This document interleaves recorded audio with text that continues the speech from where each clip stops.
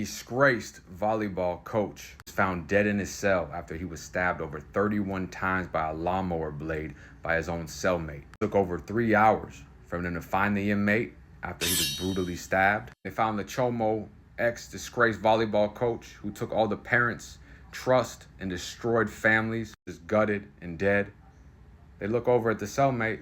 He's eating the Chomo's canteen, reading a National Geographic. Now, I know a lot of you will say, what makes him have the right? What makes him have the right? Well, we live in a world where judges and politicians and so many people in our society give these chomos so many opportunities to hurt, to just completely destroy lives. And then when a little girl or little boy gets viciously killed and they see DCF and multiple agencies were called, they say, oh, we made a mistake. We're gonna change policies now. But it's too late. The mother that was fighting, going to the courthouse, filing injunctions, the judge didn't give a fuck. It's a very warped mindset to have, but you have to go insane to remain sane. For me, I was on a mission. Any chomo I could find, I'm gutting them, cutting them, leaving them marked, razor tag, whatever it takes. And if you accidentally get a chomo put in your cell and you're not on protective custody, you have to maim them, cut them, kill them, whatever it takes, or you'll be considered a sponsor of chomo, rapists, pedophile, those sick fucks that hurt women and children in those ways. Or some people that are just very prone to violence, but they don't want to hurt just regular people, civilians. They know they can take their rage and anger out on these chomos, kill them, maim them, and they'll get the Medal of Honor in there. Everybody will say you can't judge, you can't do this, until God forbid you have to go through a situation like that. And you find out that a guy molested and raped multiple kids in a school with his twin brother. We'll get into that. They even gave him a chance for parole. Not anymore. He paroled to that downstairs. Let's get into it. Chomo will get sentenced to 93 years with the possibility of parole. He would end up in the same prison where just a few months ago, 2 women were viciously killed in a conjugal visit by a man convicted of a triple murder. Not too long before that, serial killer Roger Kibbe, known as the I-5 Strangler, he was strangled to death. So it just goes to show you, they're killing people in conjugal visits, civilians. Serial killers are getting strangled to death. What do you think's gonna happen to a chomo rapist piece of shit? Now, this is gonna be very graphic. Robert Cole was convicted of multiple sex offenses against 3 male relatives, including sodomy with a child 10 years of age or younger, oral copulation with a child 10 years of age or younger. Not only was he doing this to his own blood, his sister's kids, he was doing it to the kids at the school as well, some of them while they were sleeping. Of course, people had rumors, details, but none of them were documented. Community members expressed that they were not entirely surprised by the allegations against the Cole brothers. An acquaintance familiar with both brothers remarked, "The apple doesn't fall far from the tree. It just makes me sick, the whole thing." And I don't know what they're playing, rumors or telephone. If anybody tells me that there's a chomo working at this school, any rumors, I promise you, my kid's not at that school and that dude's gonna have a hard life. I do not give a fuck about how I look as long as my son is safe. How could they all know this and still send their kids around this chomo piece of shit? Nobody just says that. It's not a joke. Anyway, some neighbors alluded to a family history that may have contributed to the behavior of the brothers, suggesting that there were underlying issues that had been overlooked or unaddressed within the family dynamic. It always comes out when it's too late. Despite formal complaints, red flags from concerned families, and arrests dating back as early as 2017, the Chomo brothers maintained access to minors until the weight of mounting evidence finally led to their convictions. Robert Cole received a life sentence with the possibility of parole and was transferred to MCS, Mule Creek State Prison, in August 2019.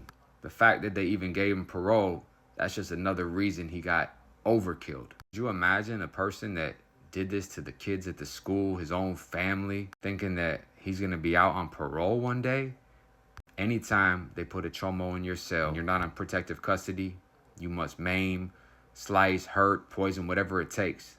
That's just the way it is in prison. If not, that means you support them. It doesn't matter about your personal opinions. That's just what it is. Every race, religion, creed, organization will come together for one thing: to get rapist, pedophile, children killer. They will be gone one way or another.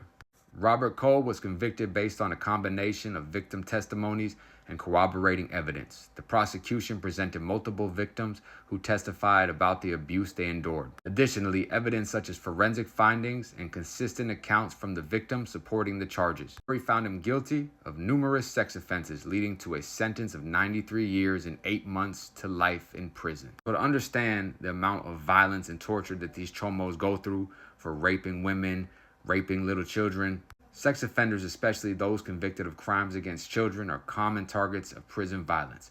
According to a 2015 analysis by the Associated Press, male sex offenders made up about 15% of California's prison population, but accounted for around 30% of the homicide victims in prison. And remember, this is a prison where a serial killer was strangled. 2 civilians were strangled and killed during a conjugal visit. You would think, oh, let's tighten the security. No, they don't give a fuck. Predator becomes the victim. Let's get into it, what we came here for. As far as his cellmate, the one who killed him, Justin Welsh, a man serving an 18-year sentence for a violent assault and battery.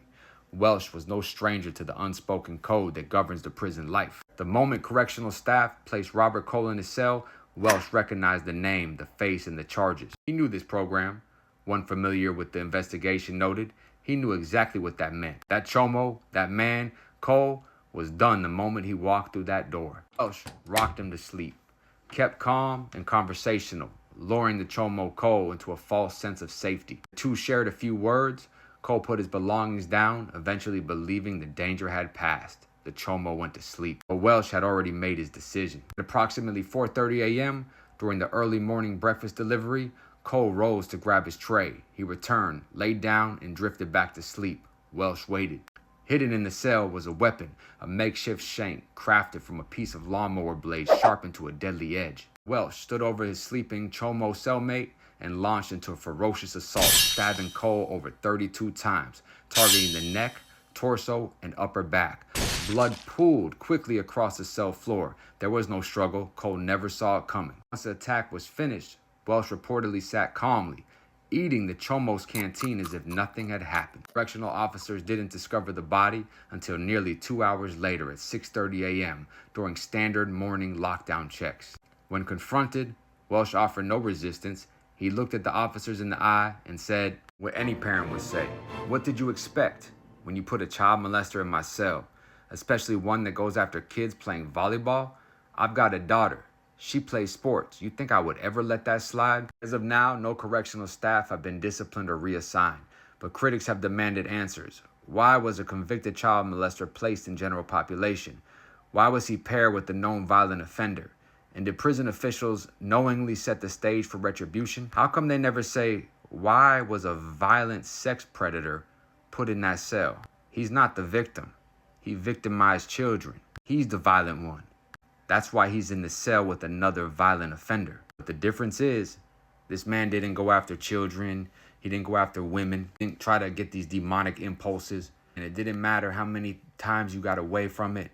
All the times you were just manipulating those young kids in volleyball, your nieces and nephews, all the complaints, parents still sending their kids to play sports, not giving a fuck. In the end, you would be woken up with a lawnmower blade across your face, your guts, your liver, your spine, bleed out on the dirty prison floor. It's a dirty game in there.